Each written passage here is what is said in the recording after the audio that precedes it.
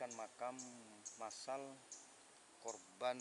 Ceritanya kakek saya ini begini, kalau masuk orang 50, keluar paling 10. Tanya kakek saya ini dulu ikut berpartisipasi membangun terowongan.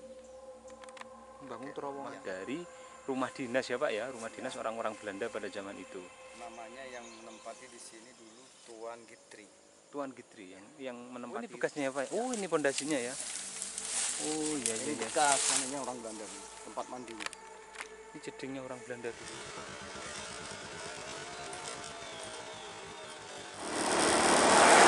Assalamualaikum warahmatullahi wabarakatuh. Kawan-kawan petualangan Kang Zain, berjumpa lagi dengan saya Kang Zain. Dan pada video petualangan hari ini kawan-kawan, saya akan mengunjungi sebuah tempat paling bersejarah pada zaman itu kawan-kawan, pada zaman penjajahan Belanda.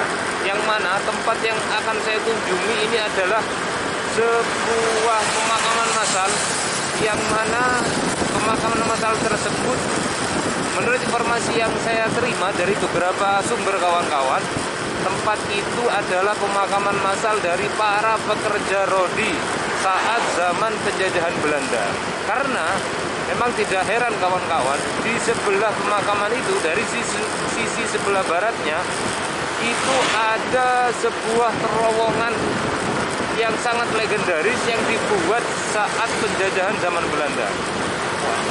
Jadi informasinya itu terowongan tersebut memang banyak sekali memakan korban kawan-kawan, karena sistem kerja paksa pada zaman itu.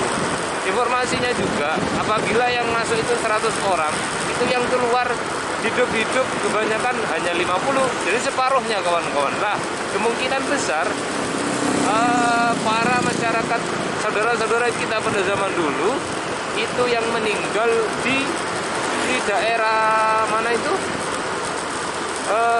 terowongan Merawan itu dimakamkan di tempat tersebut kawan-kawan. Nah, lokasinya itu berada tepat di Alas Gumitir. Ini adalah video perjalanan saya untuk mengunjungi tempat tersebut kawan-kawan. Nah, lokasinya itu ada di, ini ada sebuah tugu kawan-kawan, tugu selamat datang dari, kalau dari barat ini Banyuwangi, dari barat menuju ke Banyuwangi, tugu selamat datang Kabupaten Banyuwangi. Nah, ini di baratnya sedikit ada sebuah masjid. Nah, ini dari masjid ini kawan-kawan bisa ambil belok ke kanan kawan-kawan. Ya, betul. Nah, disinilah lokasinya pemakaman massal dari pekerja rodi pada zaman penjajahan Belanda kawan-kawan. Nah, nantinya saya juga akan bertanya langsung pada warga setempat, betulkah makam tersebut memang dijadikan pemakaman massal dari pekerja rodi tersebut kawan-kawan. Nah, mudah-mudahan nantinya saya bisa bertemu dengan narasumber yang bisa saya ajak komunikasi kawan-kawan. Jalannya sudah dipaving seperti ini ya. Ini mulai memasuki area tanaman bambu seperti ini. Dari tempat-tempatnya saja memang sudah seperti inilah kawan-kawan keadaannya. Nah, ini dia, kita sudah mulai memasuki pemakamannya kawan-kawan. Nah, ini ada pemakaman. Ya, wassalamualaikum ya ahlal kubur minal muslimin wal muslimat wal mu'minin wal mu'minat wal hadirin wal. Nah, disinilah informasinya para pekerja rodi pada zaman penjajahan Belanda dimakamkan secara massal kawan-kawan. Jadi informasi yang saya terima itu masyarakat dulunya yang ketika ada warga yang meninggal, ketika menggali itu menemukan tulang belulang yang menumpuk itu kawan-kawan. Nah, jadilah kita tanya-tanya juga kawan-kawan. Dan untuk lokasi terowongannya itu ada di sebelah sana kawan-kawan. Terowongannya itu nanti kita akan samperin ke sana juga. Nah, disinilah lokasi dari tempat pemakaman massal itu. Nah, di sana itu ada perkampungan penduduk yang hanya dihuni sedikit sekali warganya kawan-kawan. Nantinya saya juga akan bertanya langsung kepada warga sekitar mengenai betulkah di sini merupakan pemakaman massal itu. Baiklah, yuk kita gaskan ke sana yuk. Nah, kawan-kawan petualangan Kang Zain, hari ini saya sudah sampai di tempat yang informasi yang saya terima itu merupakan tempat pemakaman massal dari saudara-saudara kita pada saat zaman penjajahan Belanda ketika membangun terowongan yang ada di atas sana itu, kawan-kawan. Terowongannya itu ada di sana. Nanti kita akan tunjukkan ke sana.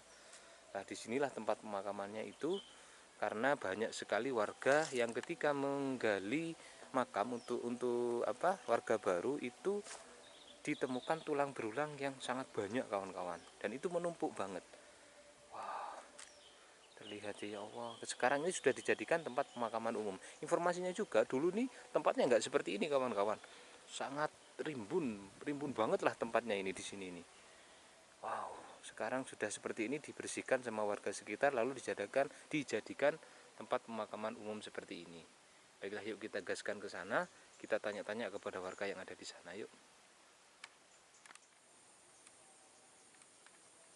Nah, kawan-kawan petualangan Kang Zain, hari ini saya dengan warga setempat ingin menunjukkan langsung bahwa makam di sini merupakan makam massal yang dulunya adalah tempat pemakaman zaman Belanda, kawan-kawan.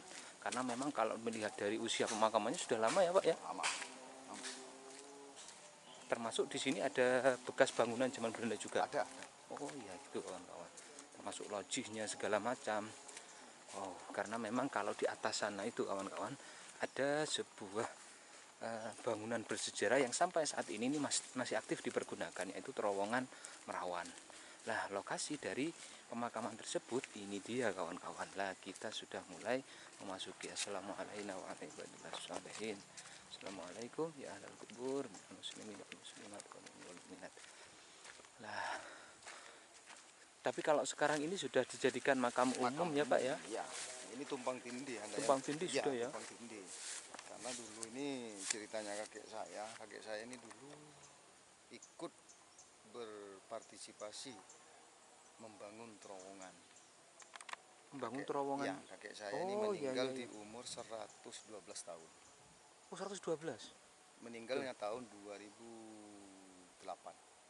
Oh, berarti sekitar 15 tahun yang lalu ya Pak ya? 15 tahun yang lalu. Jadi tahu persis waktu sejarah dari terowongan ini ya. Ya. Dan sejarahnya makam ini. Sejarahnya makam ini ya, juga. Awalnya ini makam kan sedikit untuk pemakaman umum. Ini kan makam massal korban, ceritanya kakek saya ini begini. Kalau masuk orang 50, okay, keluar paling 10. Oh iya, yang 40 itu meninggal. Dimakamkan di sini. Secara massal itu. Secara massal sudah. Dan saya sering kalau ikut menggali kubur orang-orang sini yang meninggal pasti kena kain tulang. Kafan. Oh, kain kafan, ya. Tulang ya Pak ya. Banyak sih. Tapi dulu kondisinya memang nggak seperti ini ya Pak ya. Banyak tanam tumbuh-tumbuhan, rimbun banget ya. Rimbun. Kalau sekarang kita ikuti zaman dan masyarakatnya sudah pada mau semua untuk membersihkan makam-makam yang di sini, ya akhirnya begini. Ya, sekarang sudah agak bersih, rindang, kesan seramnya sudah tidak ada ya Pak ya, tidak ada betul. Tapi dulu kalau pas waktu rimbun, memang informasinya yang saya dapat angker ya Pak ya. Oh, angker memang, angker. Ya, betul. Orang saya di sini kan tempat sholat dulu, waktu belum musola belum ada kan, yang sebelah sini kan. Oh, tempat ini? Ya. Keranda ini? Keranda sebelah sininya ada tempat di tengah jalan itu. Dulu jalannya nggak bisa masuk mobil. Oh, kecil dulu jalannya berarti. Jalan setapak aja. Nah, jadi saya pernah numpang sholat di situ dari keangkeran makam ini. Sebelum selesai saya sholat, saya sudah di luar tempat sholat. Loh, belum selesai sudah di luar? Ya. Jadi saya mau sujud itu sudah di tanah.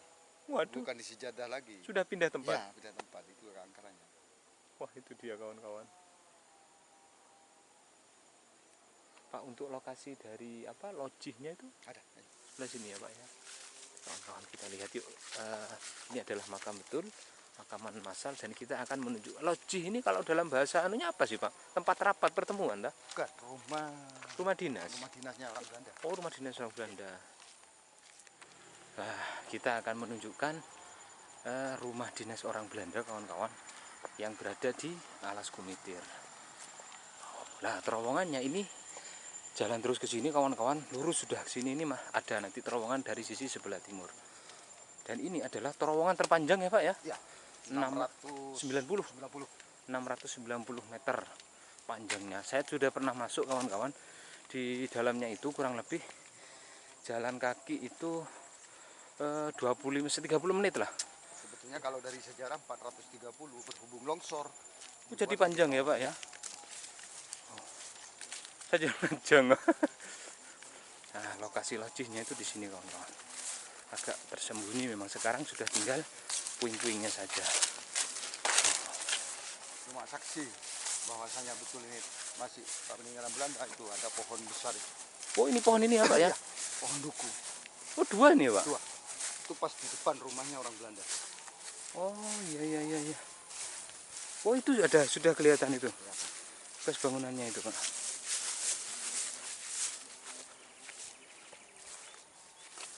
Wow. Oh itu dia pohon dukunya kawan-kawan tuh. Ini bekas pondasi dulu. Sini. Oh ini pondasi dulu Pak. Sekitar 30 meter loh rumahnya sampai mau sana. Masih ada bekasnya. Luas ya? Luas. Masih ada bekasnya tempat mandinya orang Belanda. Masih ada. Di sana itu Pak. Jadi kita cek kawan-kawan.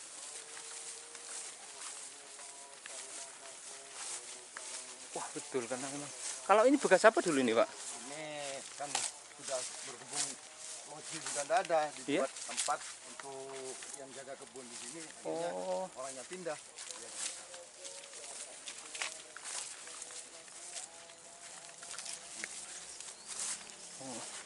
Pak De. Oh ini bekasnya ya Pak. Oh ini pondasinya ya. Oh iya. Bekas mananya orang Belanda dulu, tempat mandinya. Ini jedingnya orang Belanda dulu ya Pak ya. Wow keren kan. Terus ada lagi ke sana. Berarti lebar ya Pak ya? Ya lebar. Penampungan airnya sampai sana, sampai di terowongan. Terowongan. Ya. Jadi betul di sini adalah areal dari lojih itu kawan, rumah dinas ya Pak ya, rumah dinas orang-orang Belanda pada zaman itu. Namanya yang menempati di sini dulu Tuan Gitri. Tuan Gitri yang menempati. Tuan Predi. Oh, Ya Tuan Predi. keturunannya kan Predi. Kalau yang pertama Tuan Gitri. Tuan Gitri ini ini Tuan Gitri, Nyonya Gitri. Oh Nyonya Gitri ya Pak ya. Betul. Wow keren ini kawan-kawan. Berarti duku ini pas depan rumahnya ya Pak ya? Rumahnya. Ya ini. Tersisa hanya pohon-pohonnya itu kawan-kawan, pohon duku. Sampai sekarang masih hidup. Berarti sekarang sudah ratusan tahun Ratusan tahun umurnya itu. Tapi berbuah itu Pak? Berbuah. Oh. Peluku ya. Iya. Duku itu Pak. Nan? Temenan Belanda ya Pak De ya? Kebetulan tadi sih ngeliling kawan ketemu sama beliau, bapak warga setempat yang nyari rumput Pak De. Iya. Pak mau lihat ke dukunya Pak De? Kayak kita. Monggo Pak De nggih. Lihat ke dukunya kawan-kawan. Wow, jadi duku ini ditanam sejak zaman penjajahan Belanda juga ini. Pas depan rumahnya ini. Kalau tidak salah masih ada sisa teras rumahnya Belanda. Di sebelah dukunya Pak. Wah itu dia dukunya kawan-kawan. Lah ini duku yang tertua yang sudah usia ratusan tahun dan sampai sekarang masih hidup. Wah luar biasa. Dan merupakan peninggalan dari Belanda. Oh iya ini Pak. Ini pondasi-pondasinya masih ya. Bekas terasnya ya Pak ya.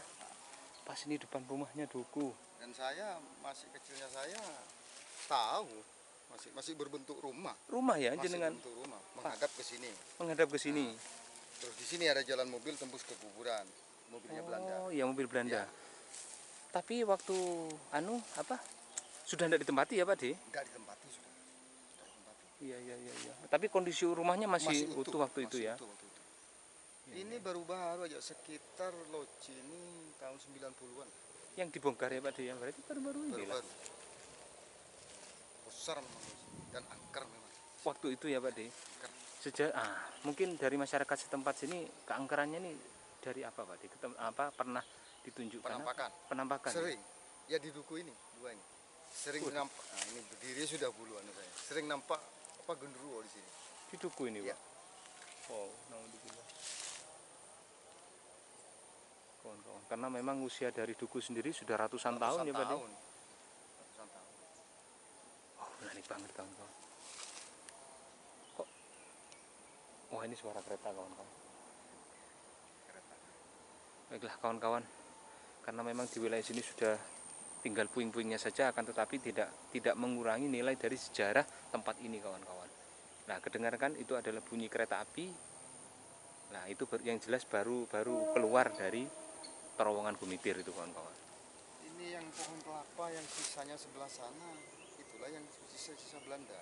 Kalau yang di sini sudah ditebang semua. Baru-baru sekitar 5 tahun yang lalu kan di Yang sini. ditebang sini Ya, Pak. pohon kelapanya. Oh, yang di sana masih Masih utuh itu. utuh ya? Ya, tanaman Belanda semua. Masih zaman Belanda semua. Oh. Itu dia Karena yang kawan. menanam sudah termasuk kakek saya sudah tidak ada. Sudah tidak ada Ya. betul.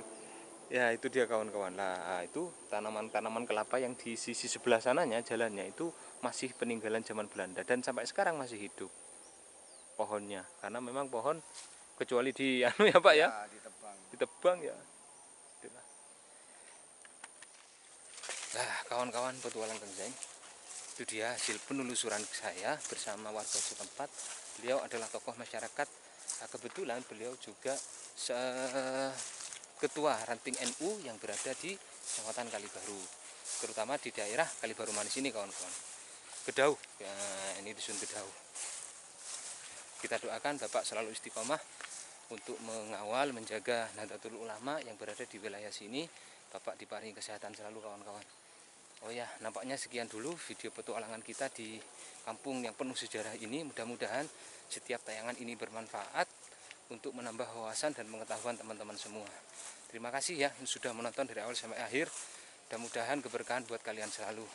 Jangan lupa untuk dukung channel ini dengan cara subscribe, like, and share. Sampai jumpa lagi di video petualangan saya selanjutnya yang tentunya menarik untuk kawan-kawan simak. Baiklah, assalamualaikum warahmatullahi wabarakatuh. Salam satu jiwa. Oke, saya terima kasih banyak, sudah banyak diantar. Satu di Batu Lesung itu, terus di makam yang bersejarah ini, Loci, saya terima kasih banyak. Sama-sama. Mudah-mudahan apa yang panjenengan berikan buat saya dan penonton dapat ganti yang lebih banyak dari Allah Subhanahu wa taala. Sedikit panjenengan itu rokoknya nggih, mudah diterima dengan baik. Saya terima. Terima kasih banyak Saya terima kasih banyak. siap sama-sama Pak De. Rezekinya barokah Amin. dan masih dilindungi oleh Allah Subhanahu Amin, wa amin. taala. Saya tak izin meneruskan perjalanan saya. Makasih banyak Pak De nggih. Ya. Ya, assalamualaikum. Waalaikumsalam.